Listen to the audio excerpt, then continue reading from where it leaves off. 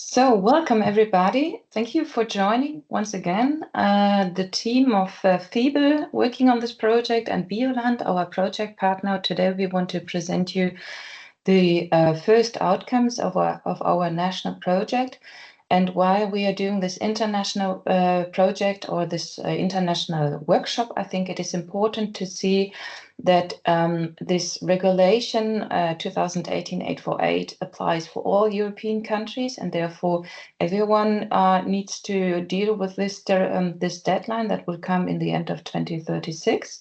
And therefore we wanted to share what we are doing in Germany, and maybe we could inspire and encourage others to start their own project. So 1 second, how can I move the slides? Not moving. Second.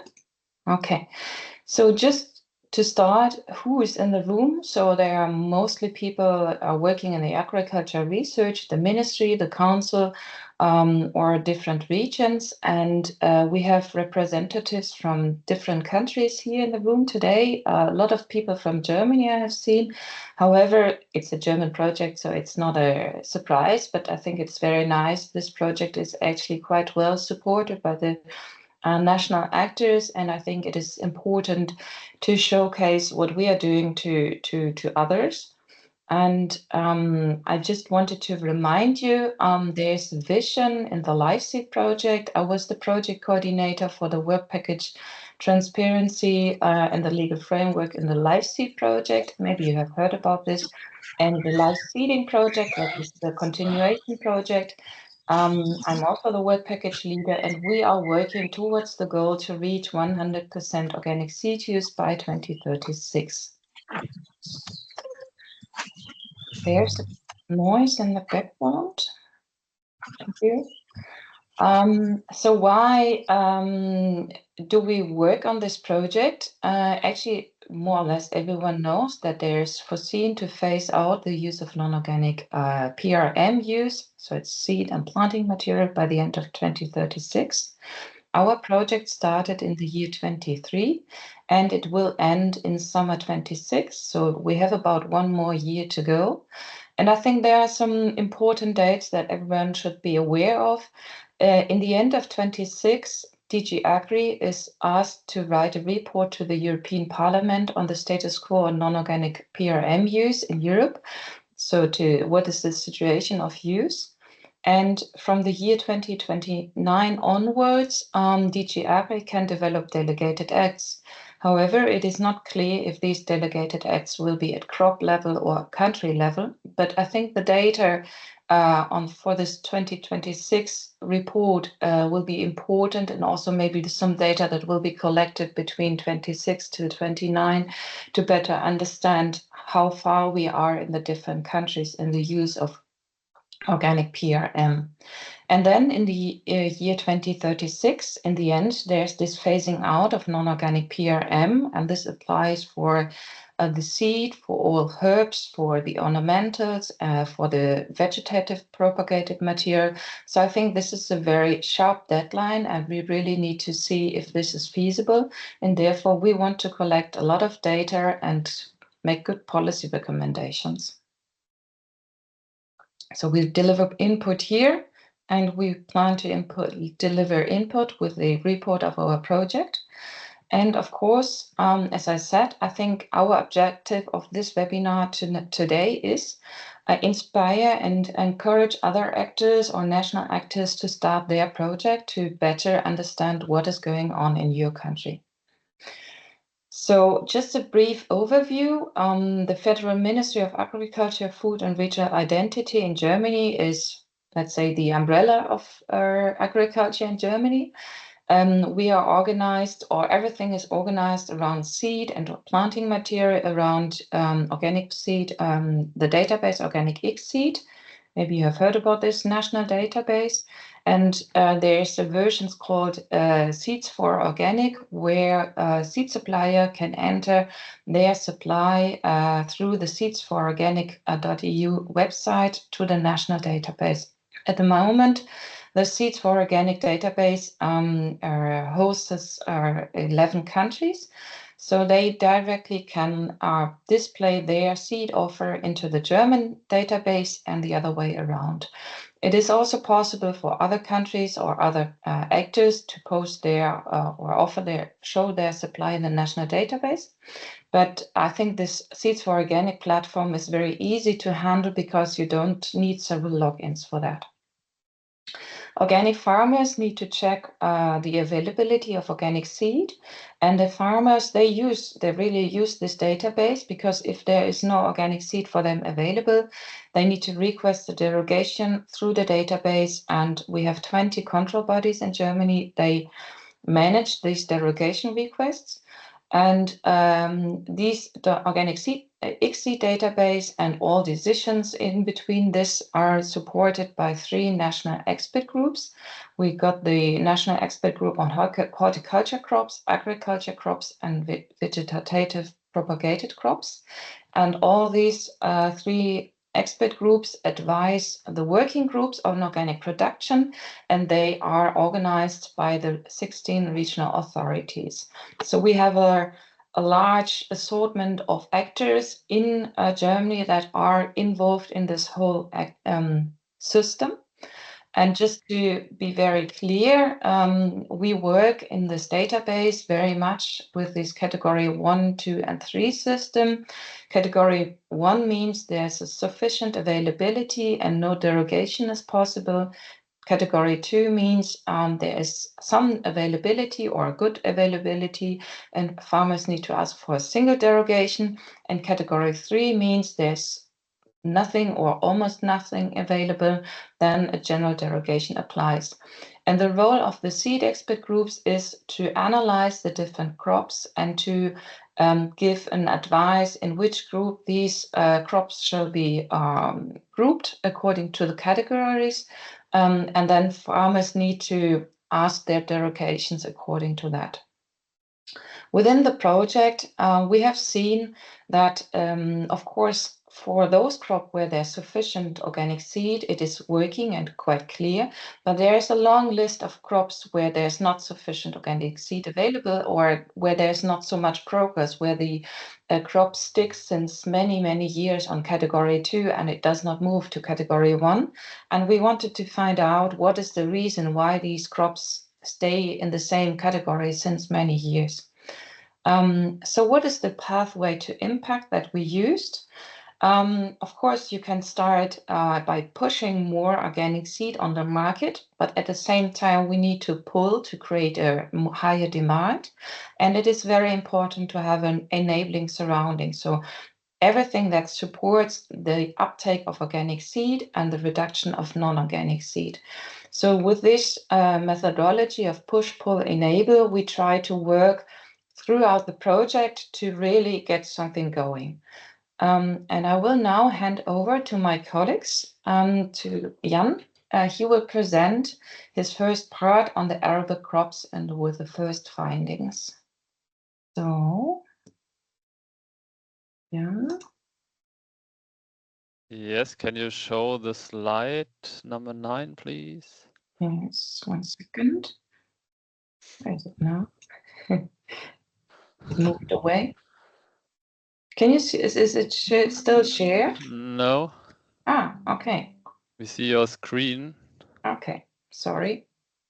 No? That's slide number 8. The next slide, please. Okay. Perfect. Okay. Good morning, everybody. My name is Jan Albus. I'm a research associate at the FiBL, and in the project roadmaps, I'm working on the agricultural crops. The first thing we did in the project was to analyze data for each group. There we looked at the organic and conventional farmland in Germany and used official statistics. Second, we looked at the seed production areas in Germany for the years 2021 till 2023. And third, we analyzed data from the organic ICSI database to assess the importance of usage of conventional seeds in organic agriculture.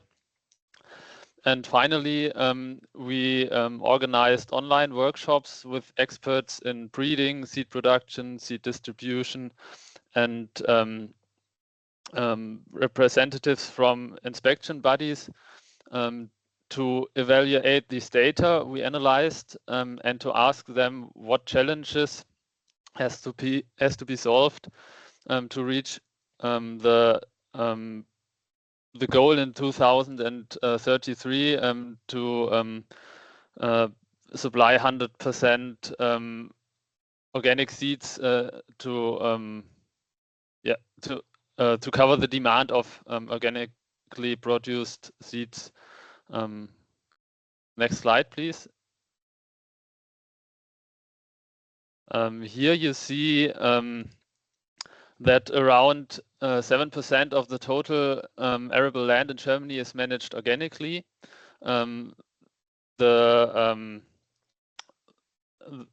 picture shows that the largest share of crops is accounted by cereals, followed by crops for harvest, followed by crops for green harvesting, such as alfalfa, red clover, and so on. Besides pulses for grain production, oilseeds, fallow land like flower strips, and so on. Horticultural products on arable land, root crops, different other crops, and at last the seed and seedlings production for grasses and root crops, excluding potatoes. Next slide, please.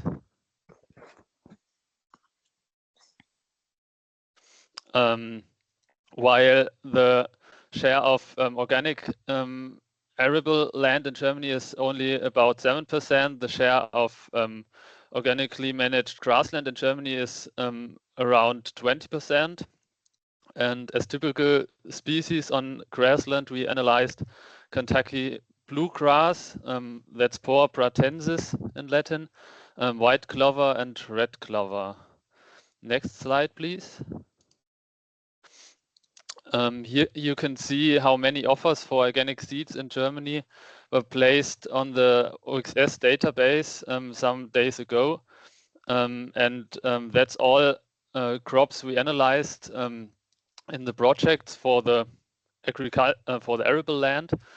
And as you can see, the range of offers is between 0 and 45. But you have to note that at the moment, neither winter crops nor summer crops are currently be sowing. So if we would look maybe in 2 months in the database, there would be more offers for spelt, for example. So at every moment in the year, you have different number of offers for each crop in the database. And if we look at all arable crops, not only the 19 crops we looked at, there are around 52 different suppliers who currently are offering organic agricultural seeds in Germany. Next slide, please. Here you can see in which categories the crops we have analyzed are currently classified. For example, potato, blue lupine, and species type, low and bitter substances and branching type, and the field bean in species type, organic heterogeneous material are in category 1. In category 2, we have different other species types of field beans: peas, red clover, alfalfa, white and blue lupine, soybean, sunflower, linseed, oil radish, and spelt. Next slide, please. And in category 3, there are few other crops and species types. The field bean with the species types intended for autumn sowing, tannin free, respectively tannin containing, the white clover, Poa pratensis, the Kentucky bluegrass, sorghum, millet, hemp, and rapeseed. Next slide, please. On the following slides, I want to show you some findings for exemplary crops. In Germany in 2023, spelt was organically cultivated on around 73,000 hectares, which corresponds to a share of around 39% of the total spelt cultivation area.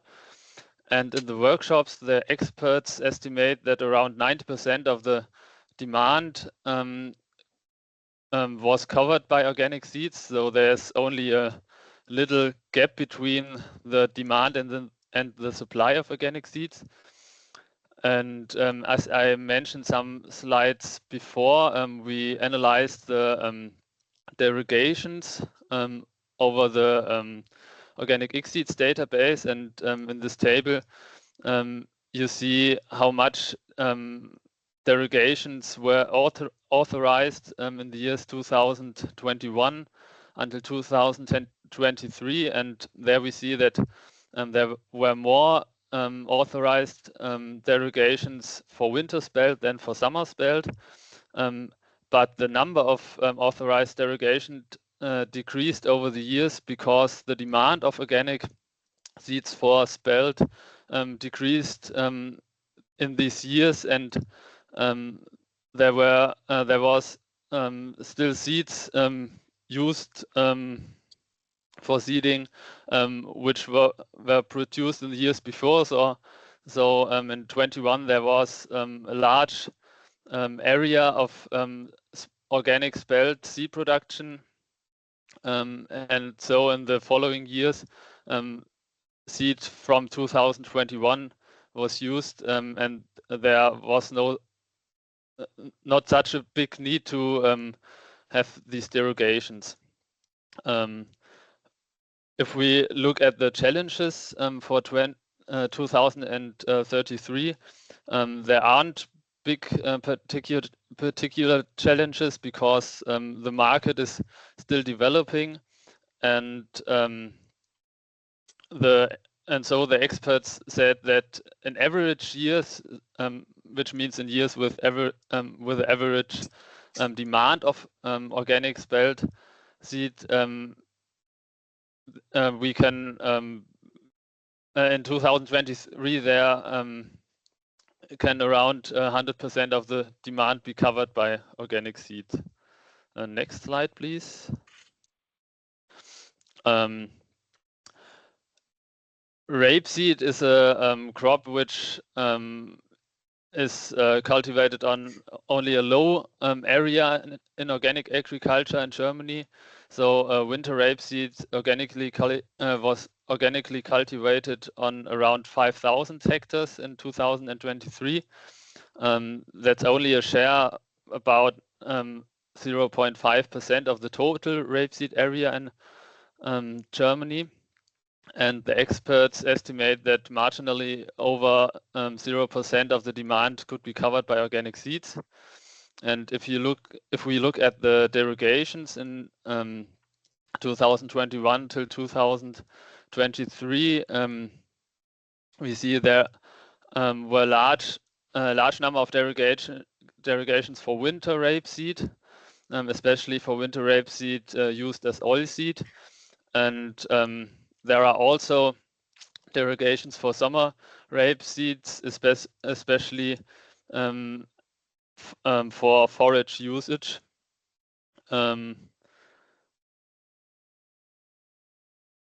Yeah, next slide, please. And if we look at 2033, there are two big challenges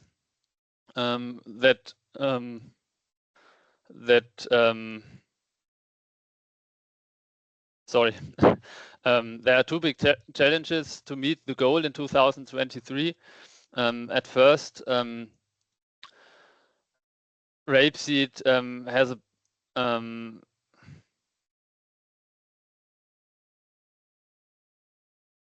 Sorry, my English is not so good. I need a moment to.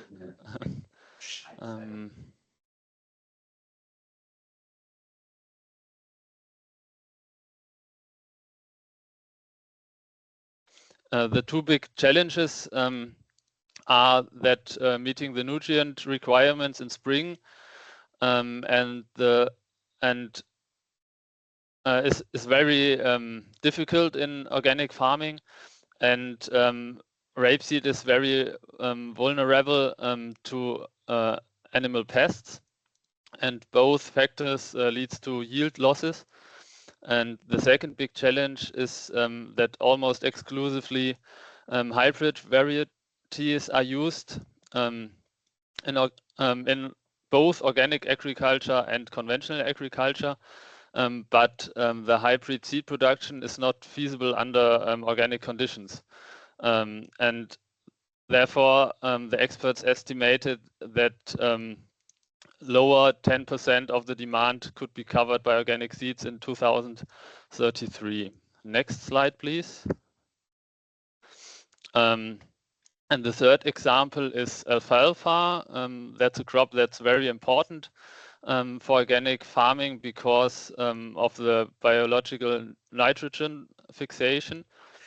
And oh, there's some noise. Maybe you can mute your microphone. Okay.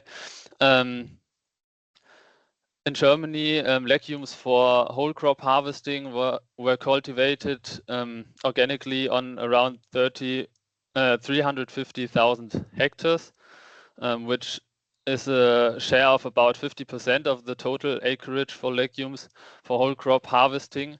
And alfalfa is one crop that is used in some of these mixtures, but there are no, or we found no specific figures for the alfalfa cultivation area. And if we look at the derogations, they remained stable in a range between 228 and 279 over the years 2021 till 2023. And if we look at the challenges for 2033, in most years, the weather conditions at harvest time hamper the seed production in Germany, and that's the reason why the seed production mainly takes place in France, Italy, Hungary, and Romania. But there, the seed traders have less influence on the choice of site-adapted varieties than in Germany seed production. But nevertheless, the experts estimate that in average years, around 100% of the demand could be covered by organic seeds in 2033 if the market is still developing in this direction. Okay. Next slide. Yes, thank you very much, Jan. So we would start with the discussion here. I will take over. So I will just give a short summarize. So we can see if we take all the crops together, we analyzed in the arable crops, we can see that for the major crops, the phasing out of non-organic PRM seems to be possible. We can also see that for many crops, the derogations are decreasing and really farmers respond to the increasing supply of organic seed. We can see this here in spelt. In the past, there was a high request for spelt production in Germany, and then the seed production was increased, and then the amount of spelt grown in Germany decreased again, but there was some spelt seed over or left over, and this spelt seed could successfully sold to the organic farmers. So we can see here very nicely that the seed database is working and farmers are responding to the supply, and they don't get a derogation if organic seed is available. And we can also see that there is a high commitment from the actors to multiply under organic conditions. The seed expert group is very lively and discussing many aspects and try to really promote the use of organic seed. And the advantage we can see here is that the actors are within the country. So the seed multiplication takes place in Germany. So we have a very good influence on the seed use and seed production. However, there are some crops also for the arable crops where the seed multiplication is outside of Germany.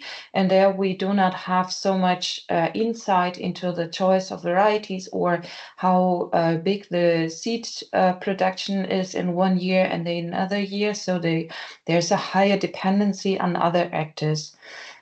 We can also see here for some crops that the seed supply is not sufficient, and there are definitely some crops that will, very difficult to be phased out the use of non-organic seed. And also for some varieties, this is not sufficient. So farmers need a high assortment or good assortment of varieties. And the main problem is for the hybrid seed, often to maintain the inbred lines under organic conditions, or the seed health, the seed cleaning, higher costs are a problem, or sometimes the breeding activities are not in line with the organic needs, so that there's not so much breeding activity that really breeds varieties that are suitable to be multiplied under organic conditions. And there's one point that was raised in the discussion was how to deal with cross-contaminations. Often or sometimes it can happen that from another field, not from the organic production, but there's a cross-contamination from another field, and then the seed lot is decertified. And then, of course, this seed is lacking in the, let's say, in the amount of organic seed available to organic farmers.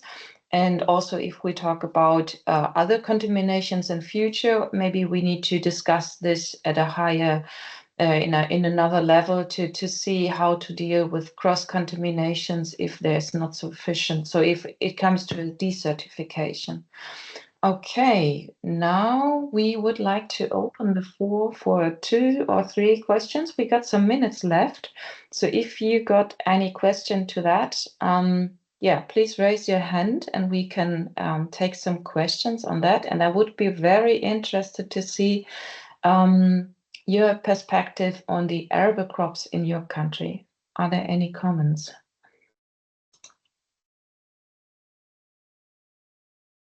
There is a comment in the chat room. Thank you.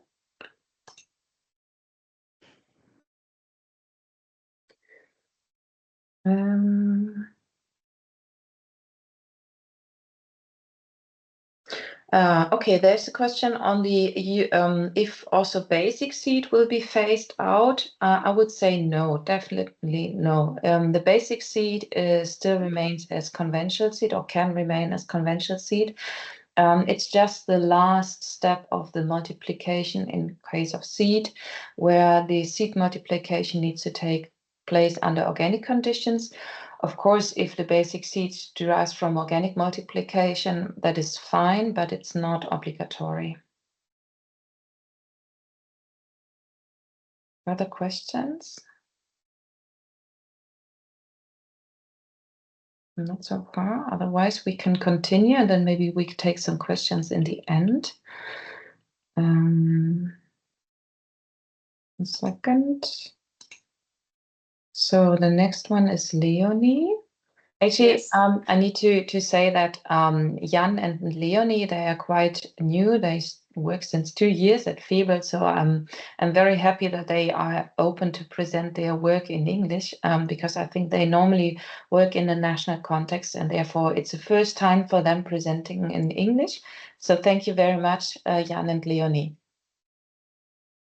Yeah, thank you. Next slide, Freya. Okay, good morning from my side. My name is Leonie Weckmann, and I've been working with FiBL for 2 to 3 years. I work in different projects, and one of them is the Roadmaps project, where I'm responsible for the horticultural crops. Jan Albus has already told you about the data analysis, so I won't go into it any further here. So next slide, Freya. Yeah, now we come to the areas under cultivation in Germany in 2024. 13% of the total vegetable area in Germany is organic, and the outdoor cultivation area amounts 19,000 hectares. This is show you in the picture here. The picture includes around about 7,000 hectares of root and tuber vegetables. 4,000 hectares are leaf and stem vegetables. Almost 3,000 hectares are cultivated with fruit vegetables, and 2,200 hectares contain cabbage vegetables.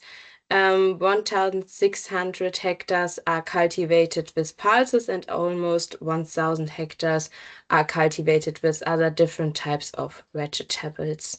So this can you see here in this picture. And now we are going to the next slide.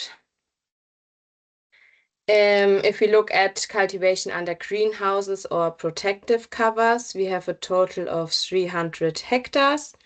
Of these, almost 100 hectares are tomatoes, 16 hectares are lettuce, and another 44 hectares are lettuce. And the other hectares, which you can see here, are peppers, cucumbers, radish, lettuce, and other vegetables. So this is the picture about the vegetables under protected covers, including greenhouses. When we are on the next slide, we can see, or I have shown again, how many offers are currently available in our Organic Exceeds database in Germany. We have around 94 vegetables suppliers. And in this graphic, a distinction is also made here as to whether they are crown outdoors or under protective covers. I don't want to go into every single number, but you can see the most of the offers are for leaf and stem vegetable, as well as cabbage vegetables, and species under protective covers are the most available offers are at tomato.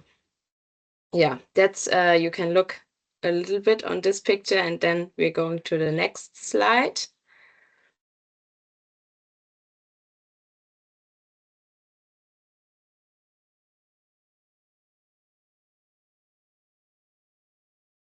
Yes, okay. Here we have once again presented, no, the slide before, category 1 and 2. Yes, okay, thank you. Here we have once again presented the individual crops treated in the project and the categories in which they are categorized. It should also be noted that we are different between species group within a group, so that these can have different categorizations. For example, the first 4 species are in both category 1 and category 3. For example, sweet pepper in the species group green, red, blocky is in category 1. Runner bean, green, onions yellow, Rheinsburger type, and Indifia smooth autumn is in category 1. And then we have species group from sweet pepper, runny bean, onion, and Indif, they are in category 2. So other species were in category 2 is cabbage, leek, carrot, different onions, broccoli, tomato, courgette, bean, and chicory, for example. So we're going to the next slide. Yes, that's category 3. Here you can see the treated crops from the project that are currently in category 3. And these are more species in category 2, and especially here category 3 than in category 1 actual. So you can see here that the species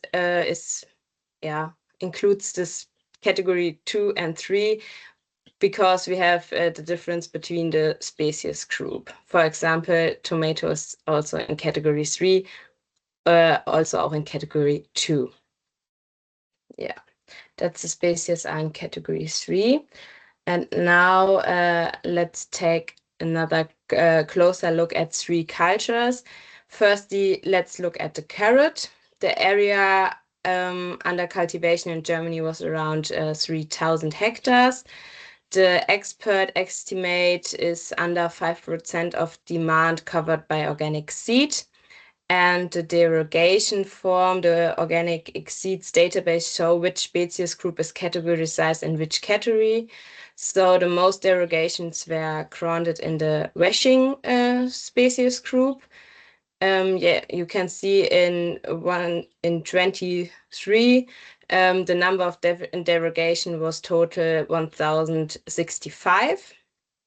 And the main challenges for 37 are that the organic propagation methods for the Nerak variety have been exhausted and further trials are not considered promising.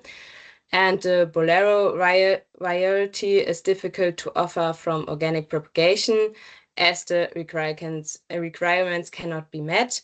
So carrot is a difficult crop for which categorization in category 1 is very unlikely. So we are standing at the level red. It's not so easy. And we are going to the next cultivation or crop. That's the leek. Almost 400 hectares of leeks have been cultivated in Germany in the last 2 years. And the expert estimate is around 10% of demand covered by organic seed. So the derogation are distributed equally across the different species group and range from 30 to 60 derogations. Leeks are not such a heavy crop, so according to experts, around 80% is already produced organically, and it would only be necessary to increase the quantity to reach the category 1. So we can look and hope it's green in 37.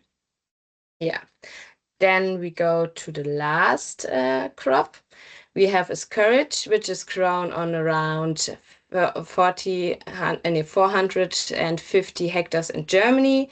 And the expert estimate is around 10% of demand covered by organic seeds. Green courage are the most crop in terms of cultivations.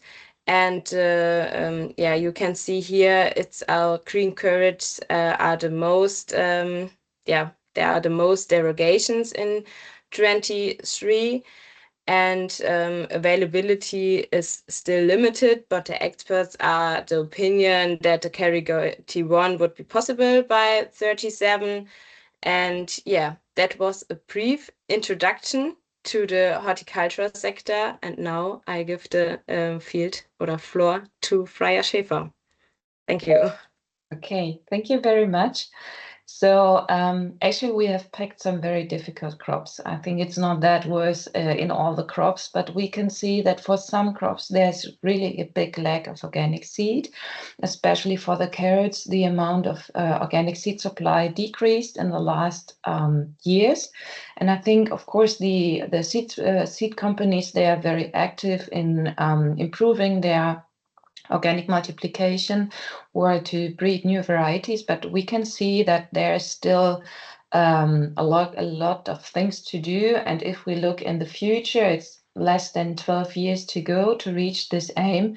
So really, we really want to push and encourage the actors to invest into the organic seed sector and produce organic seed, not just in the year 2037, but we really would like to reach a higher seed use for the different crops just before that.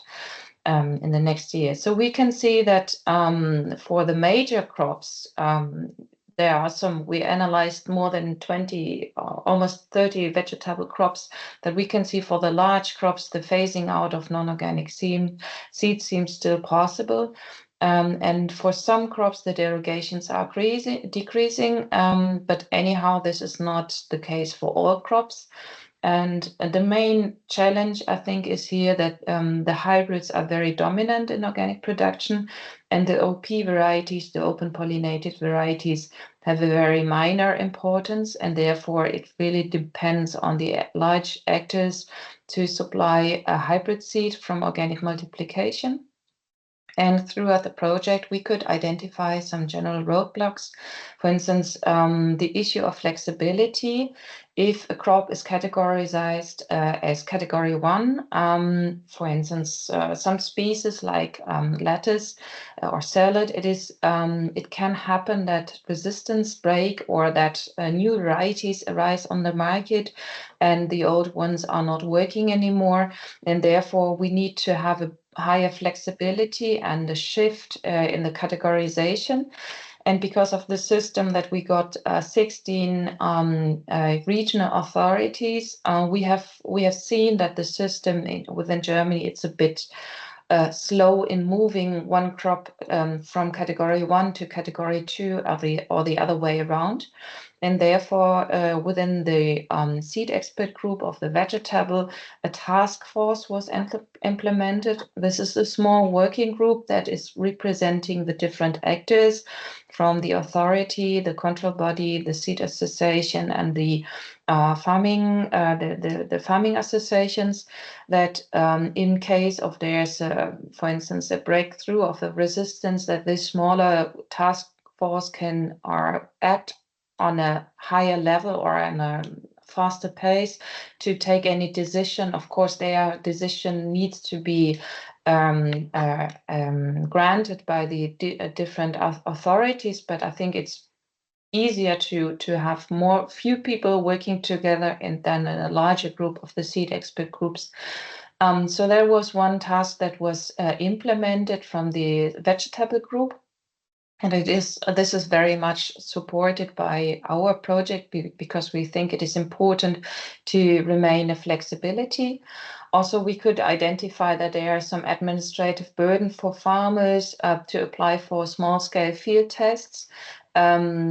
This work lies with the authorities. From the regulation, it is foreseen that the authorities themselves grant this derogation. If no derogation applies, the category 2, there's still a possibility of, for instance, for small-scale field tests that farmers can test new varieties, but this needs to be granted by the authorities, and this may take a bit more time than if a good control body would do this. Therefore, the idea was to entrust control bodies to take over this authorization step. So I think this is something that is also going on in Germany, and we are very hopeful that this will be solved in near future. And also there's a question on how to maintain cell fusion free CMS varieties, especially in the German-speaking production.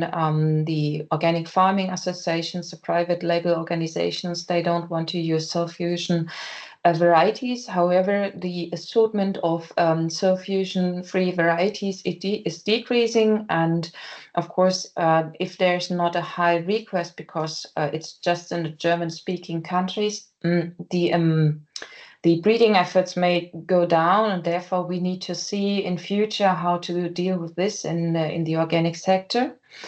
And in general, we can say that the organic seed multiplication for the horticulture crop takes place at an international level. That means that only few of the seeds are multiplied under organic conditions in Germany or from German companies. Other actors are in the market, and therefore there's a higher dependency to an international, let's say, level.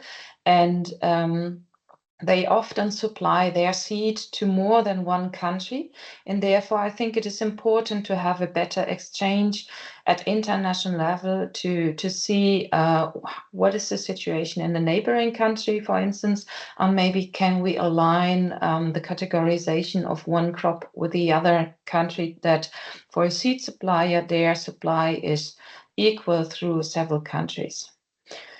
So, also here, if there are any comments or ideas or questions, we can take some more questions. I don't know. Are there any comments in the chat? Not so far. Yes, there's one comment in the chat. Ah, okay.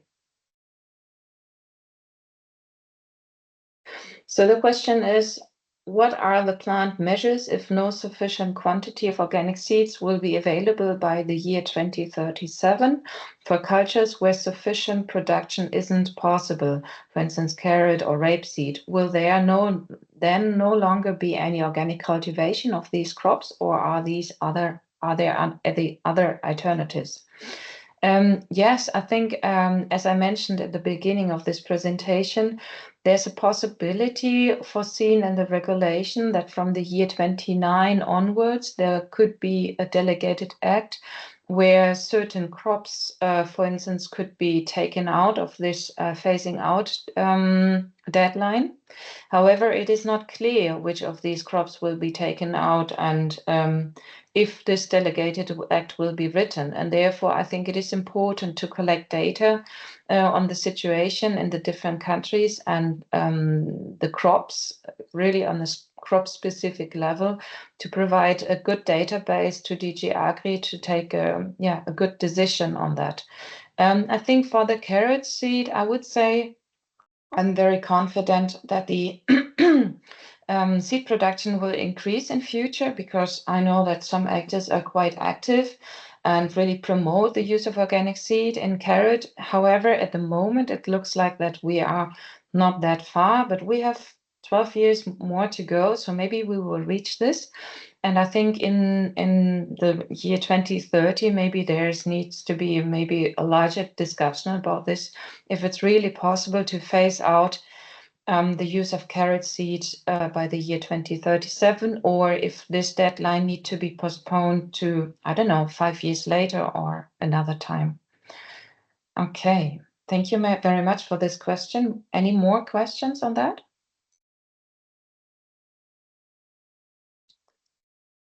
Okay, thank you very much. So we will continue.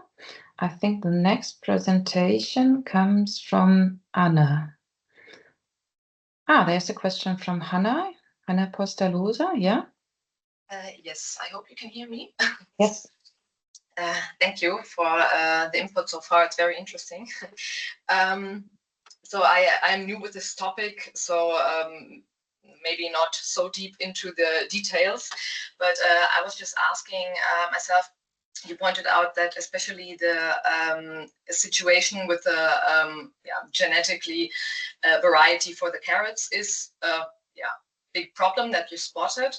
And you also said that breeders are active currently in promoting the use of organic seeds, but is there also EU funding implemented or planned to support the breeders in researching for suitable organic carrot varieties? Are there also financial supports planned? I would say that it depends on the different country. I could imagine that there is some financial support, especially for carrot in other countries. I'm not aware of this in Germany. However, I think that this project is also meant for that we identify those crops where there's really a big gap and where more breeding efforts are needed in future. And in our report, we try to analyze crop by crop to see which measures should be taken. And I would really say that the breeding varieties that are more suitable to be multiplied under organic conditions that also meet the quality criteria of the trader that afterwards sell these carrots, they are very lacking at the moment.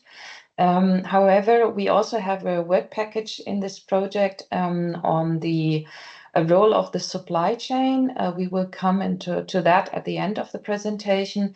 And I think there is a high possibility, if we get in contact with the supply chain actors, that they may not depend on the same varieties that are used now, but maybe they are more open to change their varieties in future, because there are much more varieties for carrots available.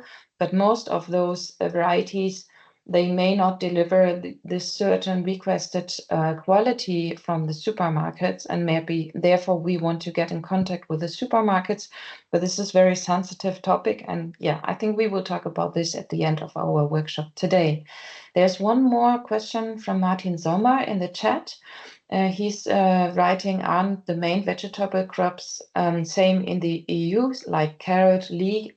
Isn't there a big market in the EU and therefore a great economic incentive to produce organic seed? Yes, I would say definitely. To be honest, at the moment, I would say it depends really on the crop.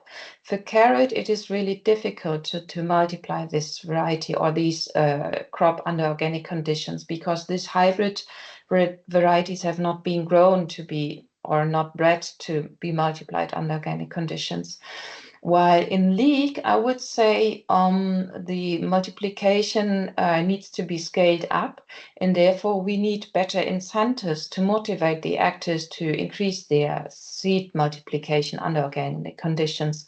Of course, if farmers can still use non-organic seed and it's easier to get a derogation, farmers may choose to use a derogation.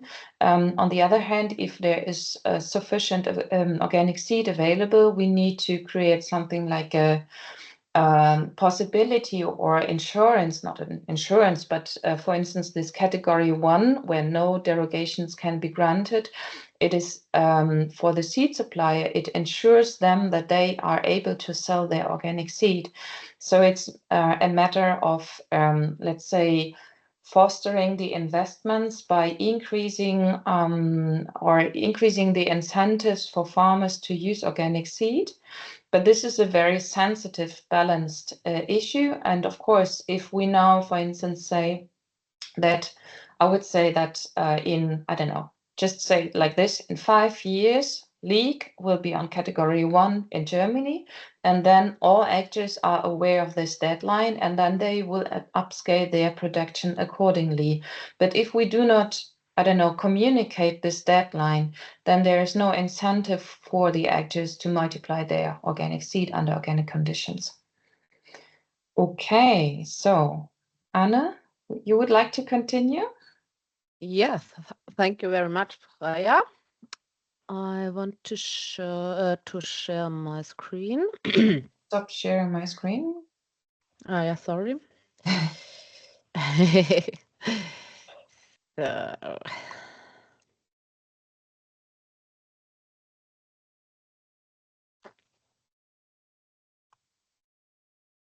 So now we Can will you do something about the vegetative crops. Yes. Yeah. Okay. Can you see my slides in the right modus? Thank you. Okay, thank you very much. A warm welcome from my side as well. My name is Anne Pflugfelder and I'm working for the Farmers Association Bioland, where I'm responsible for all our crop production projects there. And today, together with Wolfgang Patzwal from Naturland, I would like to give you an overview of the status of the vegetative crops with regard to the organic plant reproductive material with the planting material. We will be focusing in particular today on apples and wine.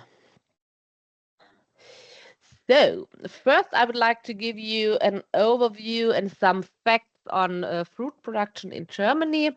We have around about 75,000 hectares in commercial fruit production, with 20% of the area is organic. But it's also important to know that we have 250,000 hectares meadow orchards. So this, I think it's an important point here, because with such a large area, this part is also an important sector that must be supplied with planting material. And I think there is a share of 10% organic if we talk about the meadow orchards. Yeah. So maybe you have 25,000 hectares here organically. Also, we have a relatively high level of self-sufficiency in some fruits. For example, in apples, there is 60%. In 2024, 24% of apples were grown on organic land in Germany. And in the case of apples, it's important to note that many varieties are grown commercially in so-called clubs. Maybe you know the club varieties. This means that the cultivation concept is also supplied with the variety, and only few companies produce these varieties, and they determine the quantity and also the quality and the sales of these varieties. Generally, large breeders show very limited interest in organic breeding. So the available organic propagating material in Germany very often comes from abroad, such as the Netherlands, Italy, or Poland. And yeah, I think the reasons here are on one side the price, also the access to the market relevant varieties, here the keyword the club varieties, and also the sales. Now, what about the availability of the planting material for apples? In general, apples are listed as a single derogation in the Organic Seeds database in Germany.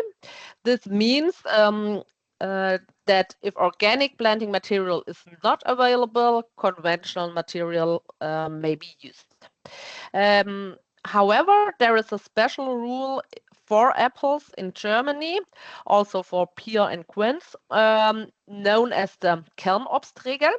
And this rule states that an exemption or derogation to use conventional material is only granted if the desired variety has been ordered at least 12 months before planting, and it is not available anywhere in the required quality on the planting date. Yeah, and I think this is a very important rule here. You can check the availability in the database, and I think this rule is a step in the right direction to increase the availability of organic planting material, because it creates a reliability for both, for the tree nurseries, so for the producers, and also for the farmers. Here you can see the database, and there you can check the availability, as I said before. And there a distinction is made here between the organic production, the commercial production, and also you can see the offers for varieties that can be pre-orders, so maybe 12 months before planting date. And also you have the varieties that are available for nature conservation, so for the meadow orchards or something like that, in small quantities and in alternative qualities, so more a bit lower qualities. And also there are the offers for science and the rootstocks for the apples. There are currently 287 offers from a very small number of producers. That mean less than 10 producers or suppliers are listed in the apple sector here in our database. And if you are looking in 2024, a total of 553 applications for exemptions or derogations were submitted, which included roughly around about 90,000 plants. Yeah. But or because the number of the required plants enter it in the database was sometimes a little bit unclear to users in the past, or yeah, the input was sometimes a little bit incorrect. It is difficult to say if this number, the 90,000 plants, is the really right number here, or it's really correct. Now, looking at the various steps in the process, from breeding and propagation to the farms. In the last months, we have identified several challenges that limit the production of organic planting material in numerous interviews with experts. So we talked to them and listed all the challenges at the different process steps in the production of an apple tree. First one I've already mentioned before. We have no source material, which means that we have no organic apple varieties at the moment. Breeding approaches from smaller breeders often do not have the required quality, and also smaller breeding companies or houses do not have access to the relevant market relevant varieties. So this is the first limiting factor here. If we go one step further, we can see that we also have a problem with the producing the mother plants, respectively the basic material organically. Keeping the plants in the mother gardens organic is very difficult and very expensive. For example, you have a very, very high risk if a quarantine pest enters the stock, for example, and then the economic damage would be immense, and the liability would be unclear. And furthermore, also the requirements of the planting material regulation, in German it's the Anbaumaterialverordnung, are often not compatible with the organic farming rules. So the requirements regarding to plant health and quality are so high in this planting material regulation that you can't achieve these requirements or hardly achieve these requirements under organic conditions and with the tools that you have in organic plant protection and so on. In order to have virus-free material for the mother gardens, it would have to be produced under glass in greenhouses and insect-proof. And that would be very expensive. I think this is the next problem. And furthermore, some propagation methods, for example, the in vitro production, are not in line with the EU regulation, organic regulation, or also with the rules from the farmers' associations. The production of rootstocks, so we are one step further. The production of rootstocks is similar to that of the science from the mother gardens. The organic production is possible or generally possible, but 25 to 30% more expensive, and the costs of plant protection are significantly higher if it has to be carried out organically. And a second point is that you need enough space, a sufficient area, because crop rotation is necessary and very important to maintain the healthy soils and also then to maintain the healthy plants. So you have to check if enough space or area is available in your region that you can produce the rootstocks organically. And as with the science, it's currently only possible to start the production the second year of the propagation, as the mother plants, the core plants, are not available in organic quality. So how can I say, it's a little bit a cross entry in the production processes, because the first step, the mother plants, are at this moment not available in organic. Finally, we move to the tree nursery. Here, the plant health is the top priority, and this means that it should not suffer if the propagating material is produced organically. Yeah, and in general, many experts said to me that tree nurseries have the expertise to convert to organic production, but this would require a significantly higher or greater effort in terms, for example, of plant protection.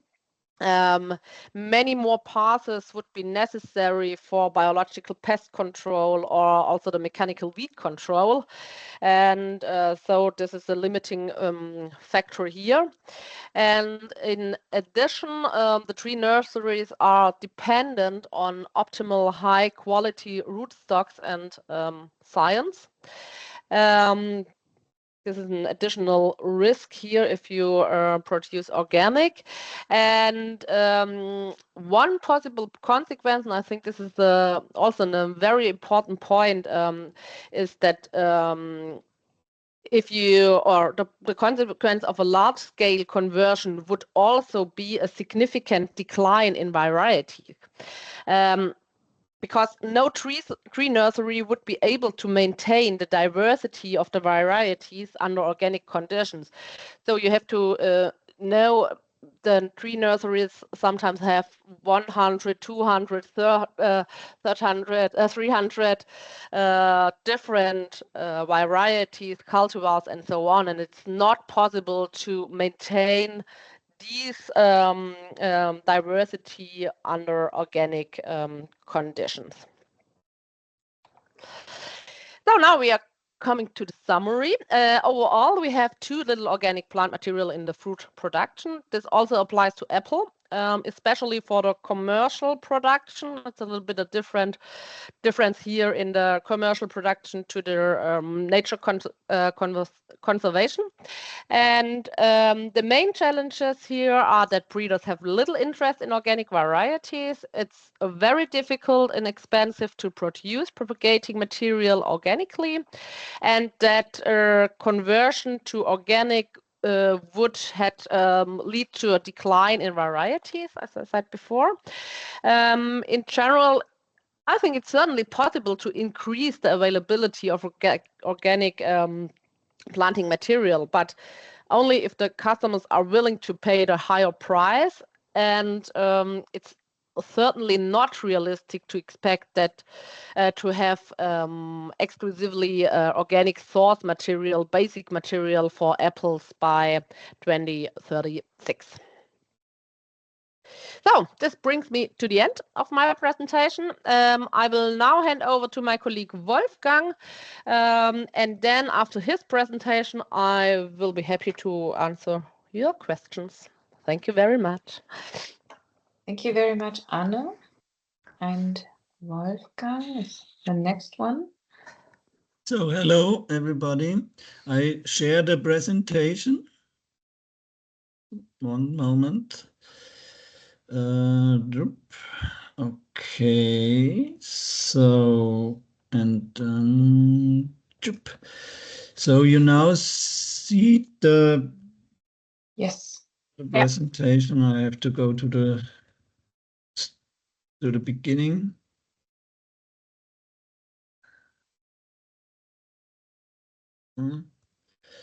Once we must go like this. So, okay, once again. So now we start. My part is the focus on viticulture. So I hope it will go. Why not? Okay. Oh, no. It not works. Okay, now. General situation in grape production in Germany. We have a production area for commercial grape production around about 103,000 hectares, and around about 40.8% will be worked on organic. We have white grape varieties around about 71,000 hectare and red wine grapes 31,000 hectare. The utilization of these grapes are in two parts. The area under cultivation for grapes for use in wine production is the bigger one. It's around approximately 103,135 hectares, and only 160 hectares will be used for table grape production in Germany.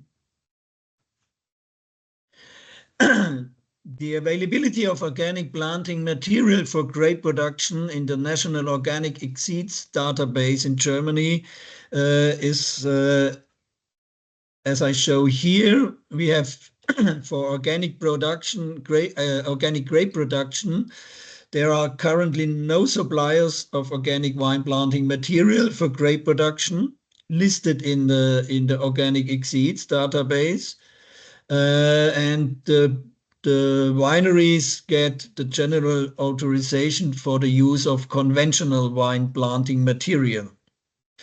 The same situation we have in the area of table grape production. It's the same thing. So, but in this year, 2025, we also looked over the borderlines in the other EU member states. And in this year, 2025, there are some wine nurseries in France that supply organic planting material for grape production. And the same situation we have in Austria in this year, that some nurseries produce organic planting material certified from the authorities. And but it's a small production around about 50 hectares. Then you see it's a very less amount. And if you look at the timeline for production of a young wine, you have different steps comparable with the area of apples, orchards.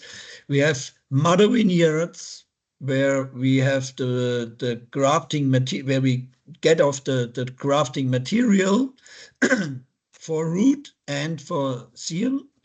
And in December, January, we cut the grafting, and then the cuttings were stored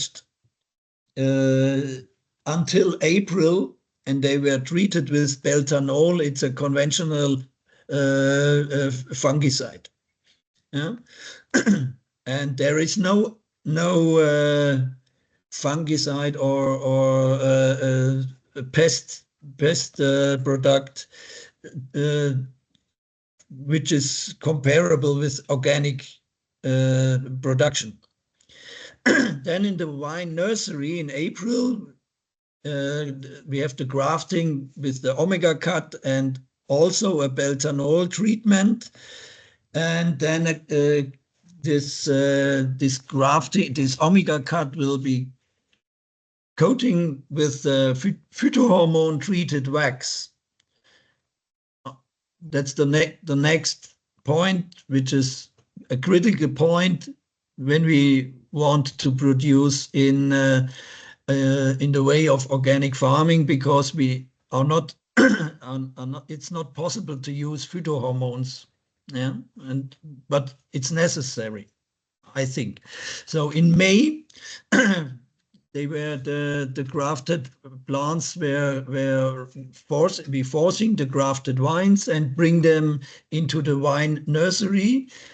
And in the field of the wine nursery, we have plant protection, irrigation, foliage pruning, and afterwards in October, we schooling out the plants and bring it back to the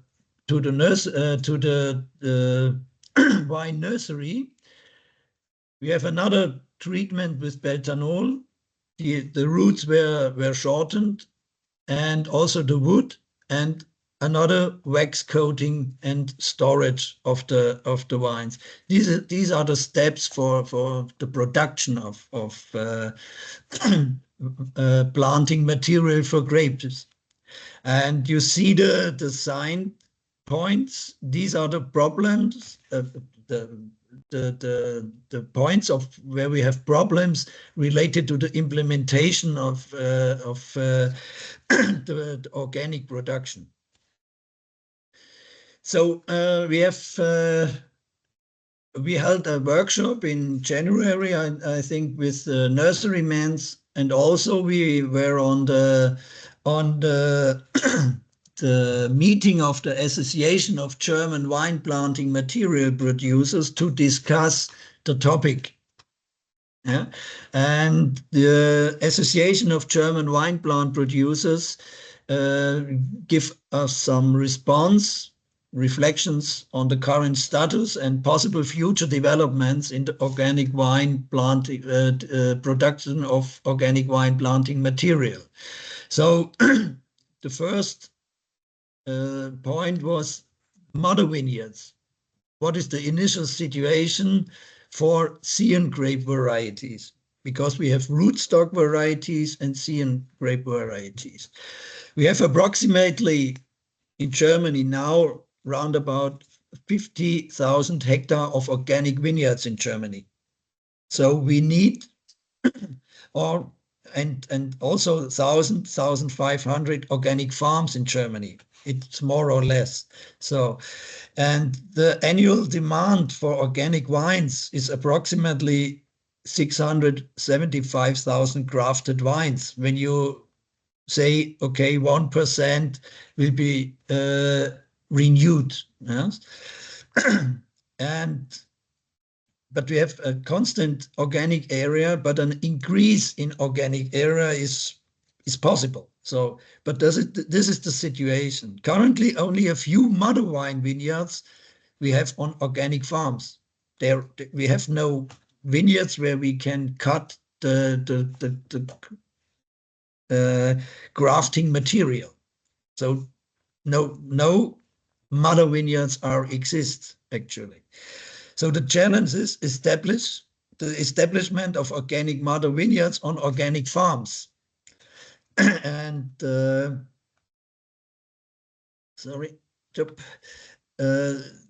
long lead time for certification takes approximately 10 up to 15 years. When we now start to build up organic mother vineyards.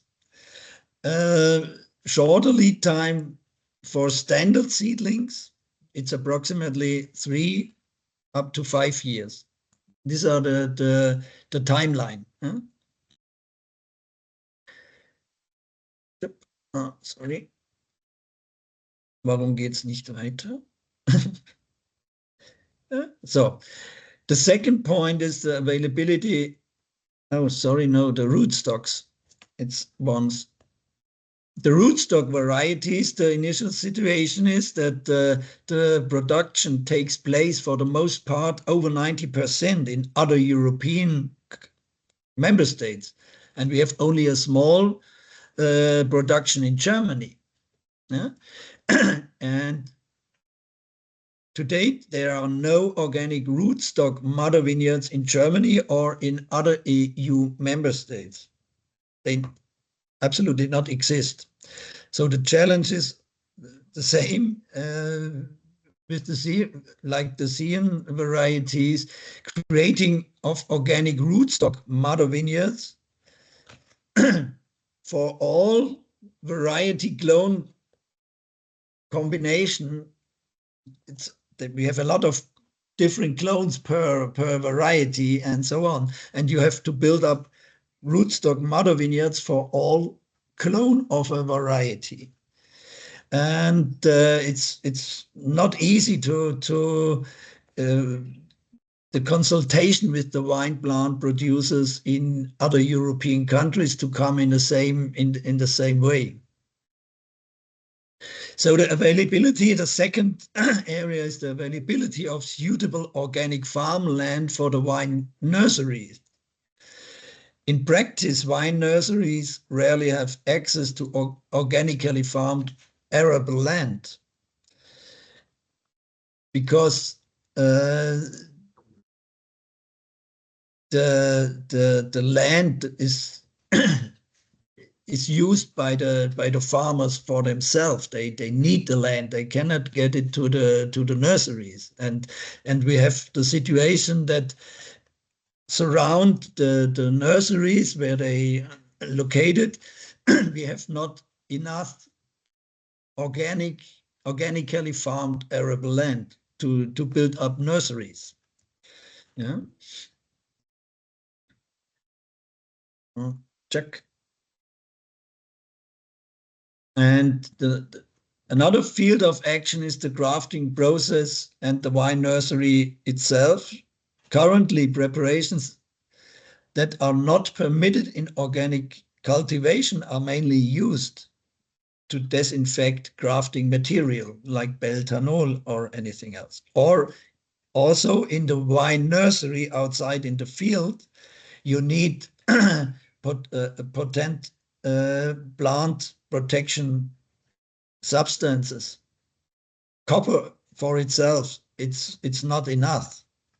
Then we have the discussion about potassium phosphonate and so on. Then it will be more or less possible to work in this way.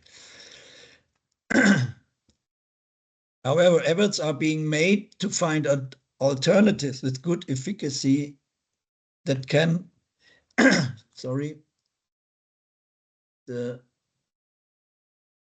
that can also be used in organic cultivation. And the extent to which these endeavors will be successful cannot be predicted at present. And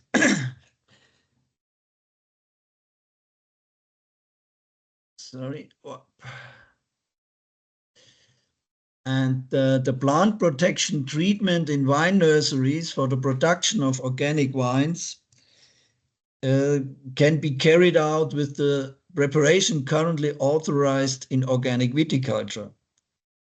However, however, it should be noted that the fungal pressure in wine nurseries is significantly higher than in production facilities close to the ground, because they are cultivated near the ground and not in a height of 1 meter or so. They are exactly over the ground, and so you have a much higher fungal pressure. And the economic value of a wine nursery is many times higher than that of a production facility, because you have a lot of plants. If one considers that the efficiency of organic preparation is often lower than that of conventional preparations, I told you, copper is not enough. It's a more or less potential plant protection product, but copper alone, if you have copper alone, it will not work. And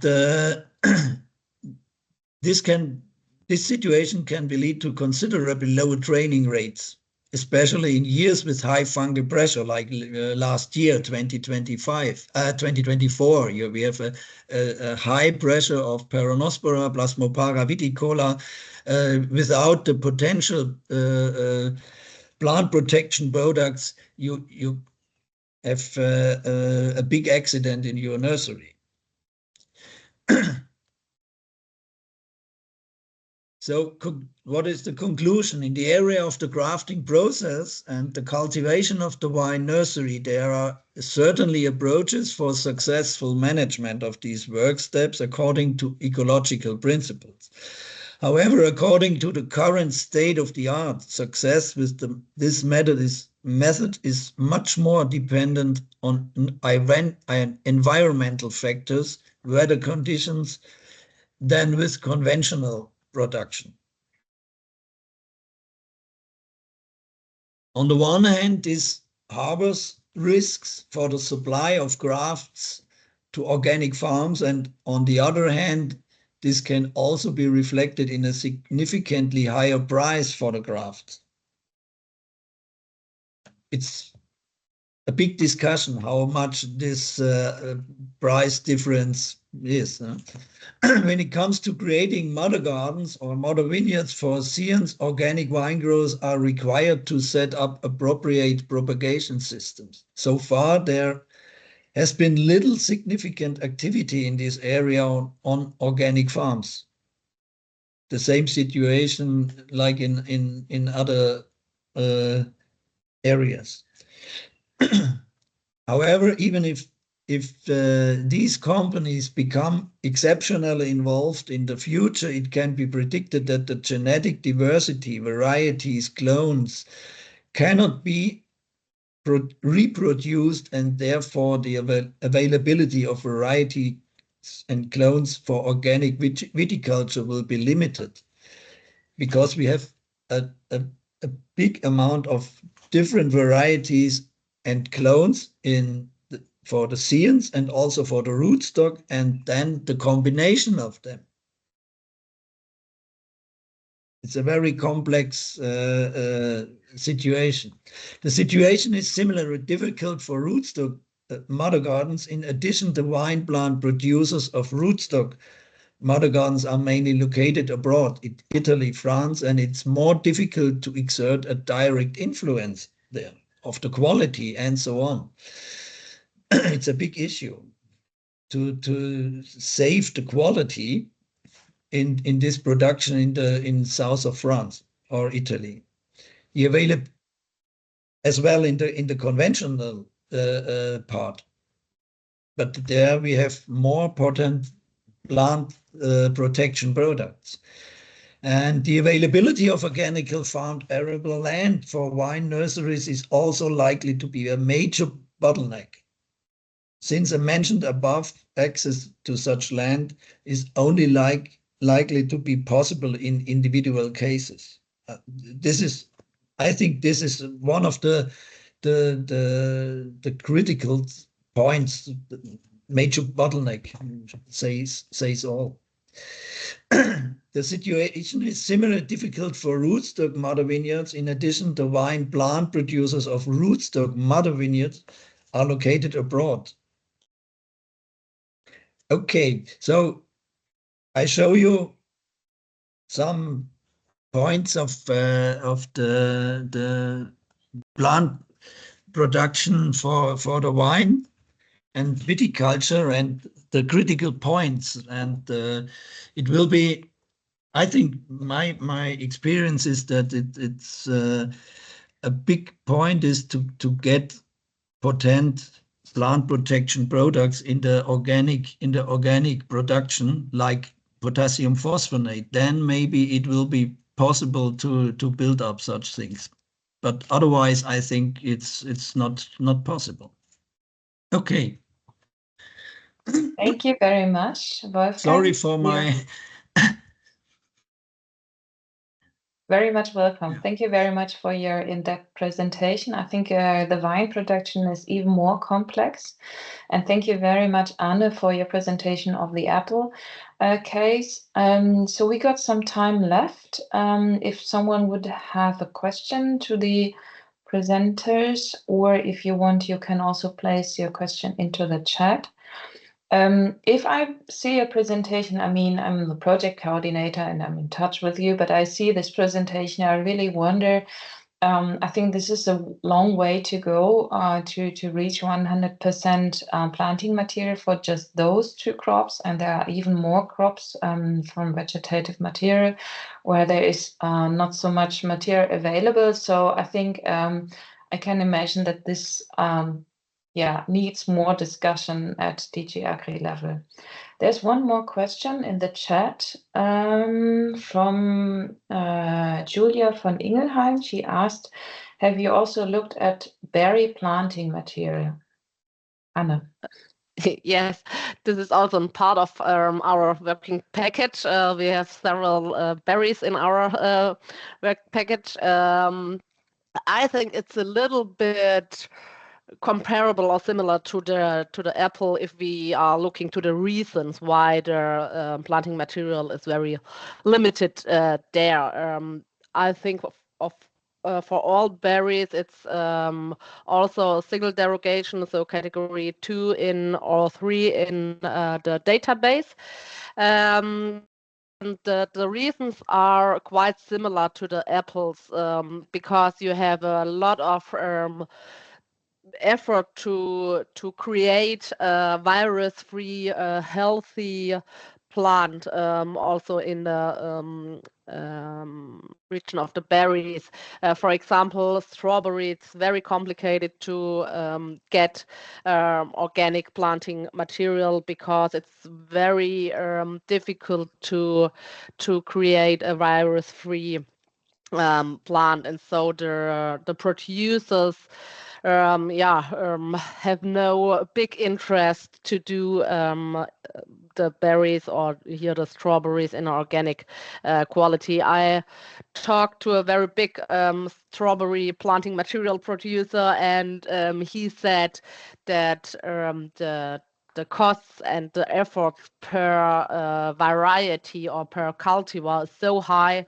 He said to me 80,000 euros per cultivar to clean the plants, to make them virus free, to make them healthy. And so the consequence here would be also that we have a significant decline in the variety. So he told me that maybe he can do this for 2 or 3 strawberry cultivars, but not for 20, 30 cultivars in his company. And so it depends a little bit on the berry. So maybe in other plants it's a little bit easier. But yeah, I think the challenges and the problems are comparable to these I showed you in the apple.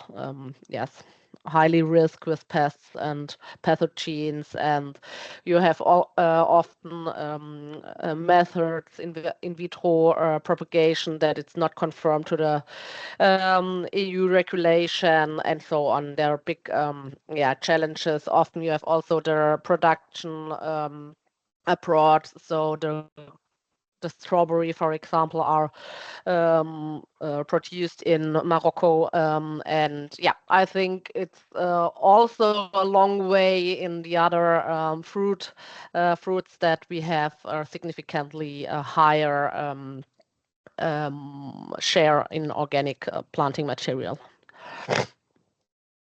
Okay, thank you very much. There was a question on the slides. We will present the slides and the recording afterwards to everyone. And also the project report with all the details on the different crops for vegetables or ornamentals. Oh, not ornamentals, sorry, this is another project. Vegetables, arable crops, herbs, fruits and wine that we analyzed within the project will be provided in German, and there will also be a translation into English so that everyone can have a look into that. Is there one more question maybe for Wolfgang on the wine? I have seen that there are representatives from Austria and France in the chat. Do you have any information on the situation or the perspectives of wine production, wine rootstock production or grape production in France and Austria? Sorry, they produce this organic wines, and but they supply it only to regional wineries. They are not supply it over the organic seeds database or anything else. So it's a regional project, but in France, this is a project from the authority together with the nurseries in you see on the presentation, I have the map of France. We have the nurseries in the different regions of France, in the south, in the east, in the north, and so on. And they worked on this process as well, but they have the same problem when they that they have to build up mother vineyards with organic material. They use conventional grafting material, and the big issue is to build up the mother gardens. Okay, thank you very much. Any more comments on that? No, okay. So we will continue with Andrea Frankenberg. Is she in the room? Can't see her. Andrea? Yeah, it's working. Hello, everybody. So my camera is not working now. Before it was working. Yes, we can see you. Okay, okay. I try to show you my slides. So can you see it? Yes, just the presenter mode. You have to start. Yeah, I know.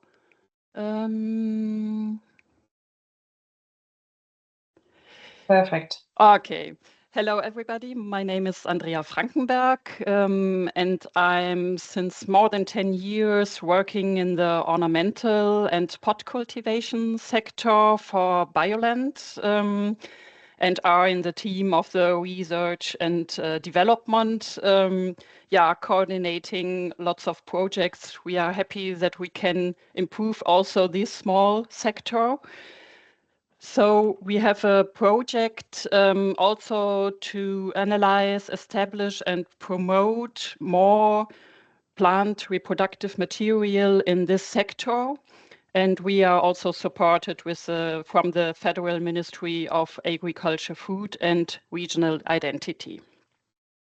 So I want to show you now our work and also some results. Who is participating in the project? We have a working group with researchers, advisors, and mainly also the practice, and also with FiBL. You see here the logo.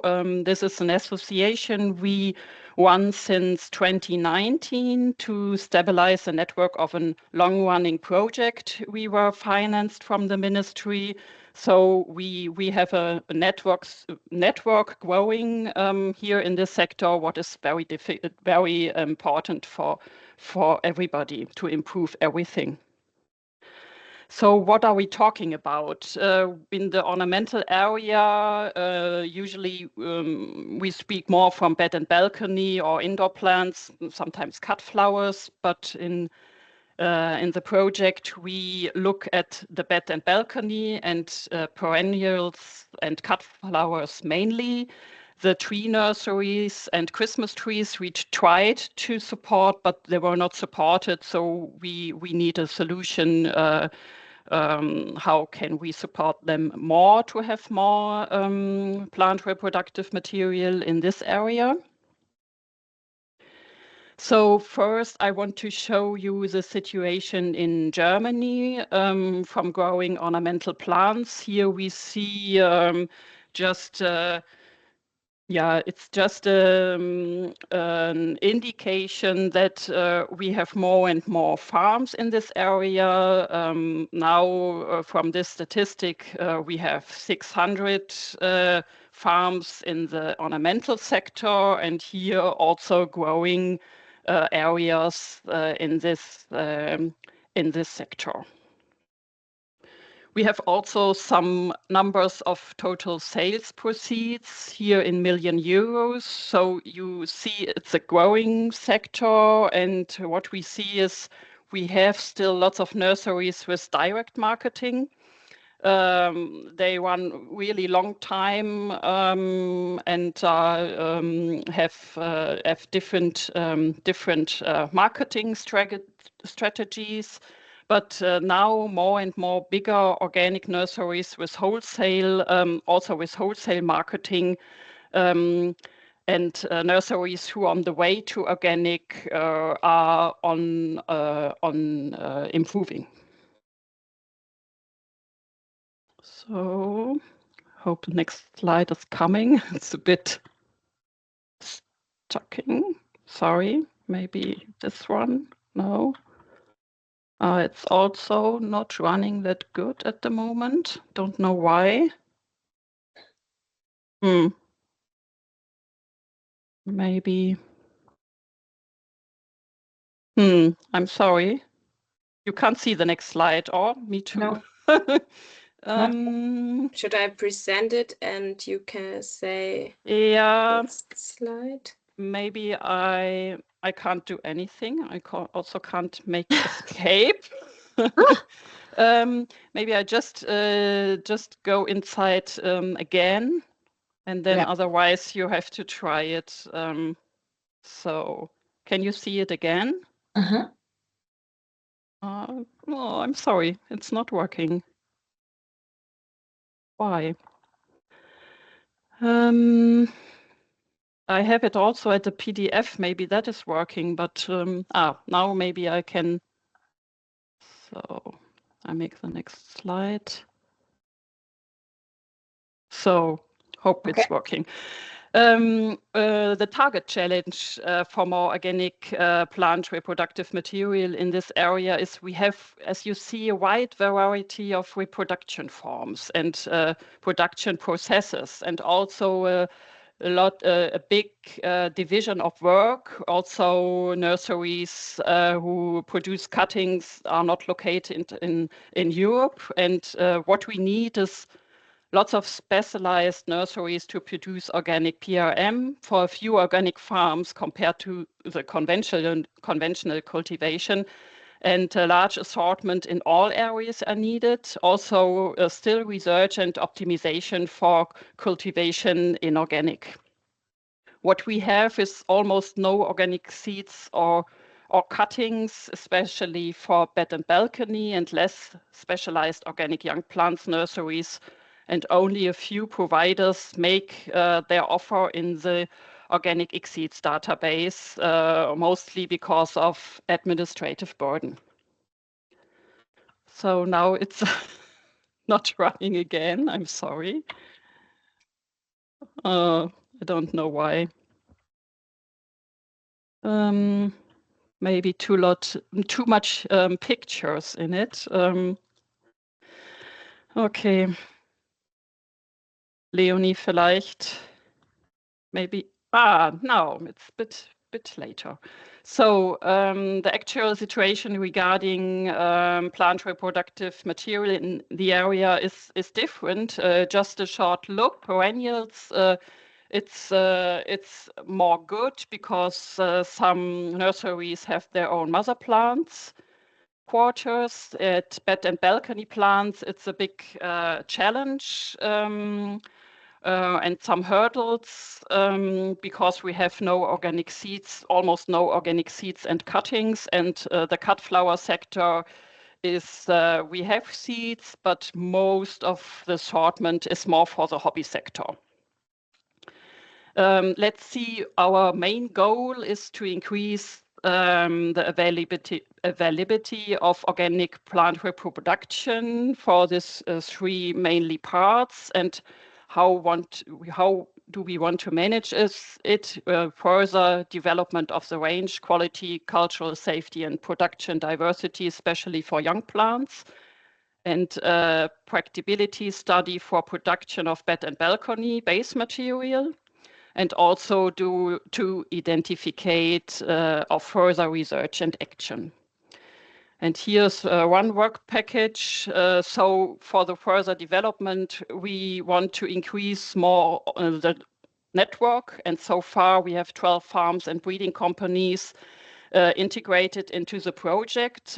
Let's have a look to 3 of them that you have a bit a look into our project. This is Klaus Umbach from the nursery Umbach, and he is a longer existing organic nursery with a very diverse and bright spectrum with different plants for consumers like herbs and ornamentals. And he's also growing young plants for the ornamental sector. Here we have Oliver and Sonja Krebs. They are since 2 years breeding organic and also with the bright varieties and also young plants for herbs and ornamentals. And for example, he's selling to local garden centers and also to Blume 2000. And here's one breeding company, it's Volmari, and the location of them in Selm is now switched to organic, now running 1.5 years. So also in this sector, the bigger companies are very interested in growing organic. They are not organic, but they are interested and working in this project with the advisors and also make trials. It's like Benari, Selecta Clem, or Cordus Rosen, and other companies you can see on our page in the web. So what is FiBL doing? We make a presentation of the current offer here on the website. So you have an overlook for bio seeds and plant materials. Compared to organic, engage in like very big change. And the further development of the range is. Oh, there's somebody talking. Oh, okay. No. The next part is that we have trials at the LVG in Heidelberg and on the practice, mostly with bed and balcony. There are some topics like organic fertilization, growth regulation is a big part, peat replacement, and plant protection. You can see it, the solutions or the trials you can see also on the page. And this month we have a workshop with experts and other projects and the practice also to see the need of research and to discuss more and more the special topics in this area. And also we had last year in December a workshop for the cut flowers sector, and there we had an analysis of the cut flower applications from another BERL project, it's Leitfaden Biozier, and also a survey of seed companies and practice. And as you see here, there are the top 20 cut flower species in 2023 and 24, and it's a very, very, there are lots of different species and lots of applications for the less cultivators. And as we see, there is a high demand of certified organic seeds. Clear trends are recognizable for the desired species. The wide range of varieties make it difficult to clearly determine demand, and requested quantities from general authorizations are not meaningful. So the results of the survey are therefore very important, and we can give the results now to the breeding companies so that they can see what the farms use and need. So summary is the results of the workshop, the challenges, the assortment, no professional varieties and no knowledge of the companies. So the solution is more collaboration and exchange we can make in the project. Also, the offer for flower farms, there's not a complete overview because it's not everything in the organic egg seeds database, and little knowledge about cultivation and marketing because the flower farms want to make also their seeds on their own. So we try to make trainings on production seeds and also the legal requirements for selling.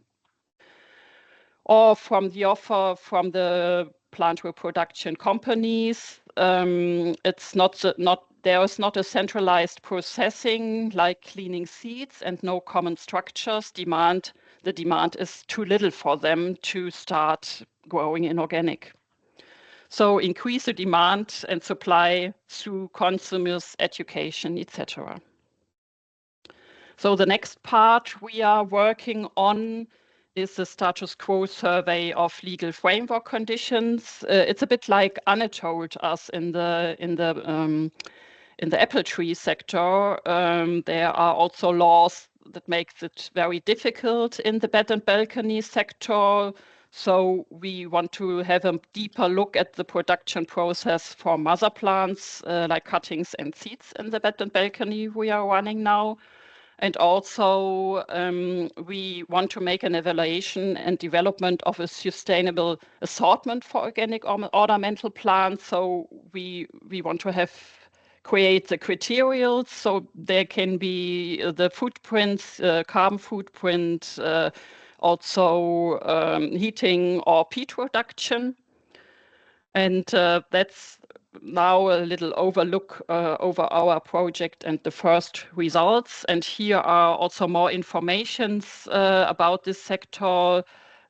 Also here, the second website, it's a guideline for the certification of production and marketing, and also financed by the government. And here you can see also the product processes, and also for the plant reproduction material the difficult rules in this part. And so the last link you can also show at more results from the project. So thank you very much, and thank you for your attention. Thank you, Andrea, for your very colorful presentation. I'm a bit jealous. It looks very nice with all the flowers. I think maybe can you say 2 more words about the progress of your project? One is terminating now, but you will continue your work on that?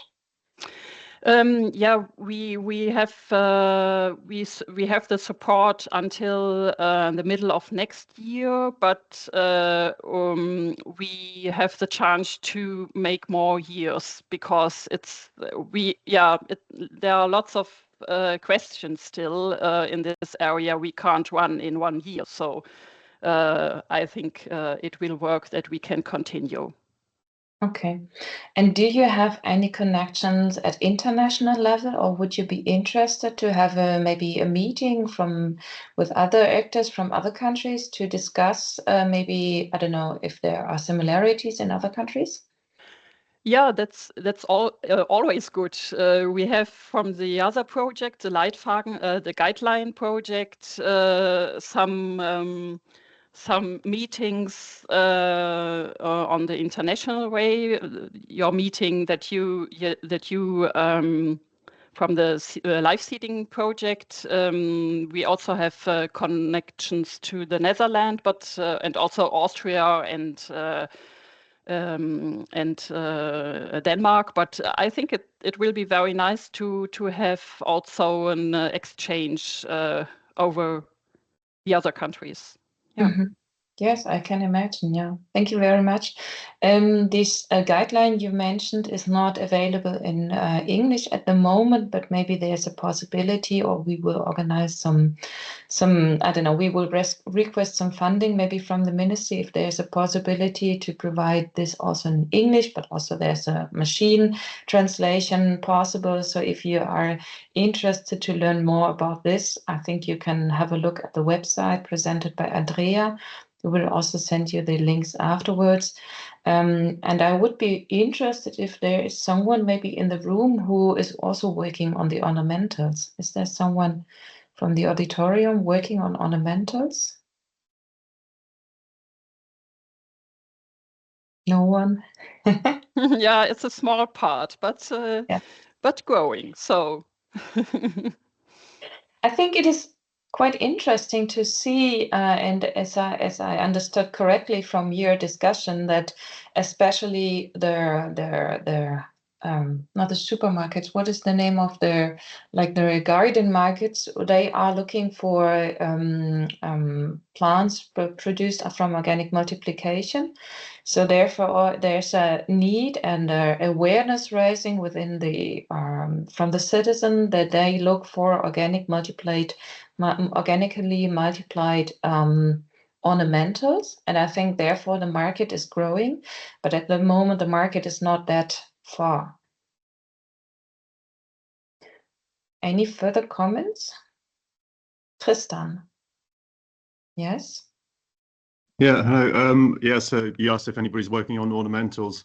I work with dye plants, which falls in a slightly strange place. So I never know where to go exactly. And ornamentals, I suppose, would be the closest sector that I work in. So it would be yeah, dye plants. There's quite a lot of them are ornamentals as well. Yeah. Okay. dye plants are sorry. Yeah. It's dye plants for natural dyeing, for dyeing fibers and fabrics and things. Okay. Mm-hmm. So we have there's actually virtually no data collected around Europe on dye plants. It's still a very, very new area. Yeah, but that's as close as I get to ornamental. Yeah, so we have to connect each other. I would like to. Yeah. Yeah, that would be very nice. Thank you for your comment. Okay, Yeah, so maybe we can you can send a message afterwards and we connect you too. Thank you very much. Yeah, perfect. Thank you. Okay, so we can continue with the last presentation. Actually, we are very good in time today. The last presentation is from Sabina. Sabina is not here today, so I will take over her role and I will try to share my screen once again.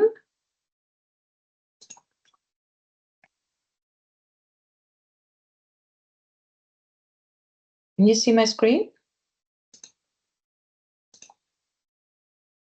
Yes. Perfect. Thank you. Okay, so as I mentioned in the beginning of our presentation, that we work on this push-pull-enable concept, pushing more organic seed, encouraging actors to produce more organic seed. Enable means that we have a closer look into the regulative part or the administrative part for the actors to improve the uptake of organic seed, but also we want to increase the demand for organic seed. And we see, and also there has been some research done, that the role of the supply chain or the value chain can also be very important. We can see there's a publication from Orsini et al. That significantly more organic seed is being used in the shorter supply chains, for instance, where the marketing takes place directly to the end consumer, compared to the wholesale or to the retail. And in the longer supply chains, like to the supermarkets, there's a significantly less organic seed and planting material being used. And therefore, we wonder if this leverage, I don't know, how important is this leverage and how maybe can we use this? We can see that, of course, it is a high risk if we involve the larger companies and ask them if they could demand more organic seed, because they have certain quality criteria and maybe they are not available from organic seed multiplication at the moment. And also that the farmers are maybe not, or the seed suppliers are not able to upscale their production at the same time. So I think we need to have a smooth transition towards more a higher request for more organic seed. And if we look, for instance, just for the market sales in Germany, we can see that about 70% of the organic sales are in the food retail, so in the supermarkets or the wholesale. and just the small scale organic food trade for the local production to directly to the farmers on the market or in box schemes is just a minor percentage. And therefore we can see, and in this light blue part, there's even less organic seed being used, and in the orange part, there's significantly more organic seed being used. So we were asking ourselves, how can we change this? Or how can we use this lever? But this is also very sensitive. We think that, as I said, no sudden changes should be given, because it needs some time that the seed multiplication and the suitable varieties are available to the market, and also the financing could be an aspect. However, I think if we get the retailers on board to create a higher demand to use organic seed, I think that this could be a very strong incentive to reach this 2037 aim. And therefore, it's not, I mean, we are not, we're discussing with some larger retailers, I would say, but we have not taken any steps, or we are very sensitive. We are preparing communication materials. We are active on social media. We conducted a lot of workshops with stakeholders in cooperation with this value chain to raise awareness.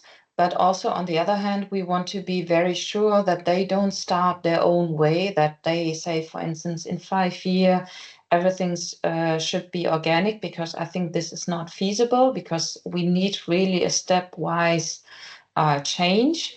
And let's say it's a bit difficult task. I realize that we are working on this a bit complex issue, because it's not one actor. There are so many actors in the supply chain, and also it's not just in one country. It's a multi-actor, multi-level, multi-country approach. But I think I could imagine that we could have a lot of impact if we work together with the value chain, and therefore we try to better understand what is going on and what is not going on. We have seen that there are some supply chain actors, they already ask for organic seed. Some already ask for OP varieties, but I think this is the minor case. And then the next step is, if I get in contact with some value chain actors, some are a bit confused because they don't know what is a hybrid seed, what is the organic seed, what is organically multiplied vegetative material. And I think there's unclarities in the room of the actors, and I think it is important to sensitize them, but also on the other hand to be very clear that they should not start their own way to ask for 100% PRM use by tomorrow. So this is a very sensitive topic we are working on. Just to have it very briefly, or to discuss it very briefly. So my question to you would be, are there any ideas or examples of actors participating today, how to engage with the supply chain to foster the demand, and what is, from your perspective, maybe the risk that we could take in engaging with the supply chain actors? That would be very interesting for me to maybe, I don't know, get some feedback from the auditorium. I'm open to receive any questions if you wish. Otherwise, I will just continue. I think I have 2 more slides. I will present you one more task we did in the LiveSeeding project. There's a report that we conducted on 4 national projects aiming at increasing the production and use of organic seed in Europe. And we have covered those countries listed here: Denmark, France, Germany, and Latvia.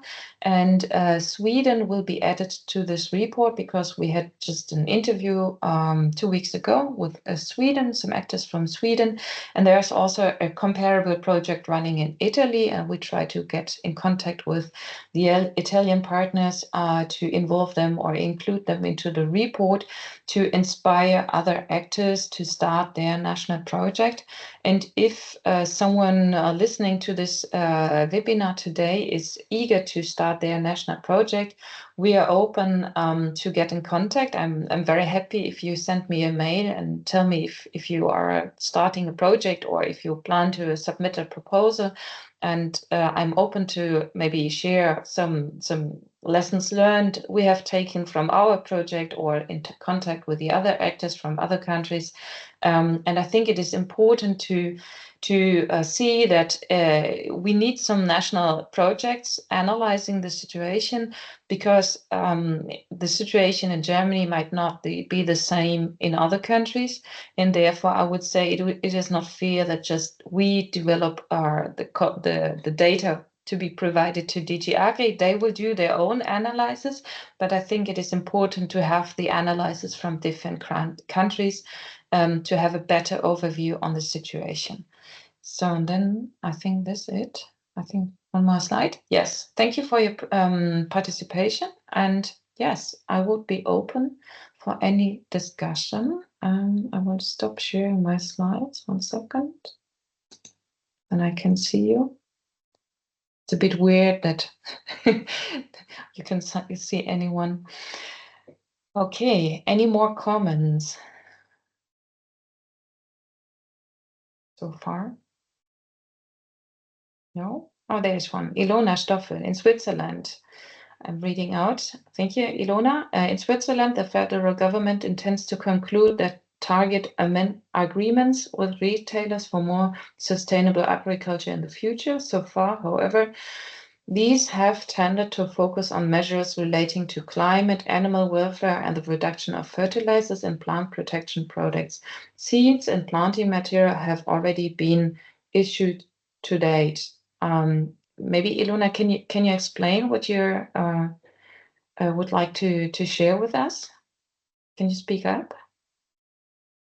Yes, so in Switzerland, the government is planning to make some agreements with retailers, and we are currently looking for some measurements what could be done.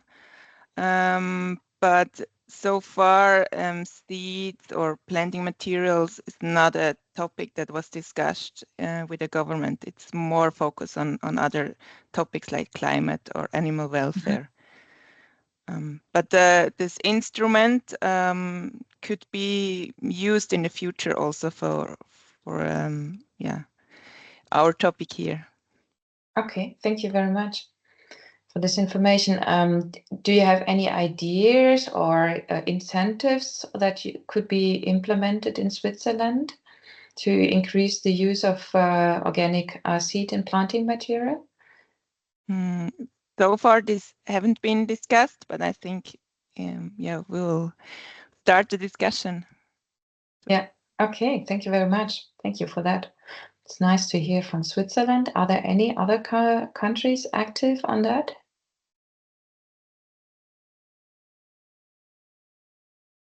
Very quiet when speaking. I think they are. I want to add something on that. Yes. About the incentive to use organic.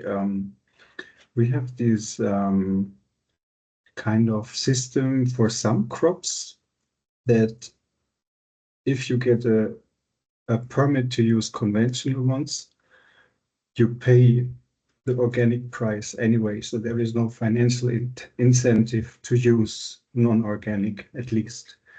That applies for potatoes, fruit trees, and arable crops that are multiplied in Switzerland organically. Just to mention it. Yeah. Thank you, Matthias. I think that this system is very unique, and I think it works quite well in Switzerland because you have just one farming association, BioSwiss. I know that. And we have discussed that for other countries, at least for Germany, I know that. And it's, I think the idea is quite smart to desensitize for the farmers to use non-organic material by raising the same price as for organic, and the surplus or the money that is coming from this difference is then used to support activities like seed multiplication under organic conditions or breeding, especially for the organic market. I think maybe this measure would be very interesting for other smaller countries. I know that we in Germany have tried to at least theoretically discuss this, and we realized that there are, according to the reason that we have several farming associations and it is a private agreement among the actors, the farming associations could not agree on this methodology in Germany, but maybe this could be interesting to actors who where only one large farming association is organized, and maybe most of the farmers are organized within this farming association. So if you are interested to hear more about that, I really encourage you to connect to Matthias Klaas from FiBL Switzerland, my colleague in Switzerland, where I can organize the contact. Yes, thank you for that, Matthias. Are there any more comments? Anna Pastolosa, yeah? Yes. I would just be interested to get some feedback about your first impressions about reaching out to the retailers. You said that you already implemented some workshops and started reaching out, but I was just interested to have the feedback about your impression about their openness to the topic. Yes, because I could really imagine that this is a really, really big and important point to start. I would say that some retailers are very active. Maybe the processing companies, the large supermarkets, I would say that I just very summarize it, very generic. They more or less state that they do not feel responsible to work on that, and for them this target 2036 is a bit too far away for them. So if there is a change in the regulation or a change of the legal surrounding, of course they will adapt to this and implement some measures. But if I ask them, what about this? And they say, well, this is 12 years ahead or 11 years ahead. They say, well, if I now implement a measure, I'm not sure that those people working at my company, they will continue to work in 11 years there. So for them, this is way too far away. And I would say it is important to now raise the topic, because if we want to upscale the breeding efforts and the seed multiplication, we need more time to upscale the production. So we, on one hand, we maybe need to have the commitment from the large retailers that they say, yes, we are on board, we really support this, but they don't, let's say that they don't make their own measures in between. So it's a very sensitive topic, and I really, maybe I don't have a solution to that at the moment. I would say that, how to explain, often the retailer themselves, they don't buy the product, so they have companies in between, and then you have to get into contact with them. I have been in contact some in between companies, and they don't really know what to ask So they don't know what's the percentage of organic seed and planting material being used in their supply chains. And if we ask them, could you analyze this, or could you see how high is this percentage or this share of use, they don't know what exactly to ask, because their focus is more maybe on the quality criteria and the variety, but not less on the, let's say, the quality of the seed multiplication. And I think there is some awareness raising important. And yeah, so we do not have a solution for that at the moment. Okay, thank you. I was just very interested in asking, since I was in the organic sourcing sector before this current job for a big retailer in Germany. So I can really yes, get into their point of view, and I could really estimate the problems that you currently have. So yeah, I could just offer if I could yes, give some input for this topic that you need specifically. Maybe we can connect afterwards, but yes, but I also think it's very, very important to address the correct people that have the understanding and the knowledge for the supply chain and the long-term impacts. And yes, so maybe just an offer at this point. Thank you very much. Yeah, very much welcome. We stay in contact. Yes. Okay. Okay. Any more comments? No. Okay. Thank you very much. I think we are 10 minutes ahead. It's okay. I think we can close the session. I hope that you had a very nice insight into our project. And if you have any further questions, please send us a mail. We are open to connect with other actors to other countries and to share our results as soon if they are available. And yeah, have a nice day. I hope.